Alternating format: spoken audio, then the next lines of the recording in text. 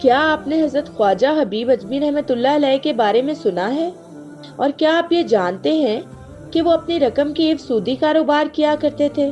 اور کیا آپ یہ بھی جانتے ہیں کہ انہوں نے کیسے سچے دل سے توبہ کی، اور یہ کہ کیسے اللہ کے اولیاء میں ان کا شمار ہونے لگا؟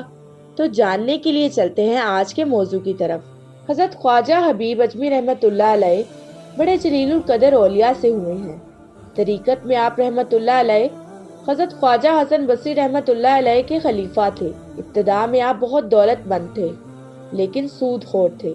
ہر روز تقاضا کرنے جاتے، جب تک وصول نہ کر لیتے اسے نہ چھوڑتے۔ ایک روز کسی مقروض کے گھر گئے، لیکن وہ گھر پر موجود نہ تھا۔ کی بیوی نے کہا کہ اس کے پاس قرض ادا کرنے کے لیے رقم موجود نہیں ہے، البتہ بکری ذبح کی تھی، اس کی گردن موجود ہے جو ہم نے گھر پر پکانی ہے۔ لیکن آپ رحمت اللہ علیہ نے اس عورت سے بکری کا گوشت زبردستی لے لیا اور گھر پہنچ کر بیوی سے کہا کہ یہ سود میں ملی ہے، اسے پکا لو۔ بیوی نے کہا کہ آٹا اور لکڑی بھی ختم ہے، اس کا بھی بندوبست کر دو۔ آپ رحمت اللہ علیہ دوسرے قرض داروں کے پاس گئے اور یہ چیزیں بھی سود میں لے آئے۔ جب کھانا تیار ہو گیا تو کسی سوالی نے آواز دی کہ بھوکا ہوں، کچھ کھانے کو دو۔ آپ رحمت اللہ علیہ نے اندر ہی سے اس سائل کو جھڑک دیا، سائل چلا گیا۔ جب آپ رحمت اللہ علیہ کی بیوی نے ہانڈی سے سالن نکالنا چاہا تو دیکھا کہ خون ہی خون ہے۔ بیوی نے حیران ہو کر شوہر کی طرف دیکھا اور کہا کہ اپنی شرارتوں اور کنجوسی کا نتیجہ دیکھ لو۔ خواجہ حبیب اجمی رحمت اللہ علیہ نے جب یہ معجزہ دیکھا تو حیرت زدہ رہ گئے۔ اس واقعہ نے آپ کی زندگی میں انقلاب برپا کر دیا۔ اسی وقت آپ نے سابقہ بے روی سے توبہ کی۔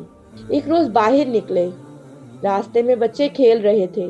انہوں نے خواجہ صاحب کو دیکھ کر چلانا شروع کر دیا، ہٹ جاؤ، حبیب سود ہو آ رہا ہے، ہم پر اس کی گرد بھی پڑ گئی تو ہم بھی ایسے ہو جائیں گے۔ یہ سنا تو آپ تڑپ اٹھے، ندامت سے سر جھکا لیا اور کہنے لگے، اے رب، بچوں تک تو نے میرا حال ظاہر فرما دیا۔ خواجہ حسن بصری رحمت اللہ علیہ کی خدمت میں حاضر ہو کر توبہ کی، سب قرض داروں کا قرض معاف کر دیا، اپنا سارا مال و اسباب راہ خدا میں دے ڈالا، عبادت و ذکر الہی میں مصروف ہو گئے اور صائم و دہر اور قائم اللیل رہنے لگے۔ کچھ عرصہ بعد ایک دن پھر انہی لڑکوں کے پاس سے گزر ہوا تو انہوں نے آپس میں کہا، خاموش رہو، حبیب العابد جاتے ہیں۔ سن کر آپ رحمت اللہ علیہ رونے لگے اور کہا کہ اے اللہ، یہ سب تیری طرف سے ہے۔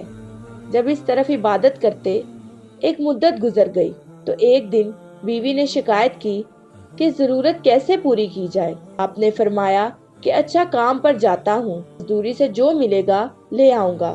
چنانچہ آپ رحمت اللہ علیہ دن بھر گھر سے باہر رہ کر عبادت کرتے اور شام کو گھر واپس آ جاتے۔ بیوی انہیں حالی ہاتھ دیکھتی تو کہتی کہ یہ کیا معاملہ ہے؟ آپ فرماتے کہ میں کام کر رہا ہوں، اس کا کام کر رہا ہوں وہ بڑا صحیح ہے، کہتا ہے وقت آنے پر خود ہی اجرت دے دیا کروں گا، کرنا کرو، لہٰذا مجھے اس سے مانگتے ہوئے شرم آتی ہے۔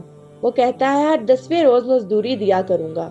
چنانچہ بیوی نے 10 دن صبر کیا۔ جب آپ 10ویں روز بھی شام کو خالی ہاتھ گھر واپس جانے لگے تو راستے میں آپ کو خیال آیا کہ اب بیوی کو کیا جواب دوں گا۔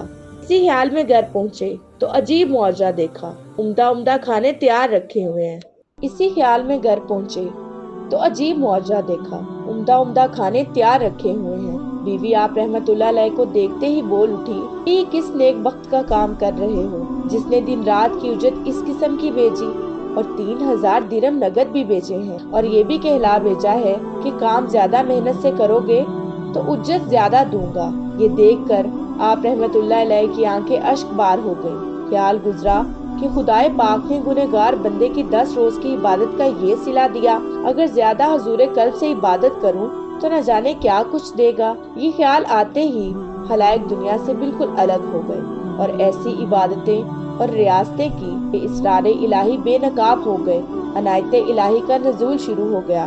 آپ رحمت اللہ علیہ کو مستجاب الدعوات کا درجہ مل گیا۔ ہماری دلی دعا ہے کہ اللہ تعالی ہم سب کو جہنم میں لے جانے والے اس عمل یعنی سودی معاملات کرنے سے بچنے کی توفیق عطا فرمائے، آمین یا رب العالمین۔ اور اگر آپ ایسے بہت سے اسلامی واقعات سننا چاہتے ہیں تو ہمارے چینل اقرا اسلامک سٹوریز کو لائک، شیئر اور سبسکرائب کرنا مت بھولیں، اور ساتھ ہی ساتھ بیل آئیکن بٹن کو ضرور دبائیں تاکہ ہر آنے والی نئی ویڈیو کا نوٹیفیکیشن آپ کو آپ کی اسکرین پر ملے۔ اب میں آپ سے اجازت چاہوں گی۔ شکریہ، اللہ حافظ۔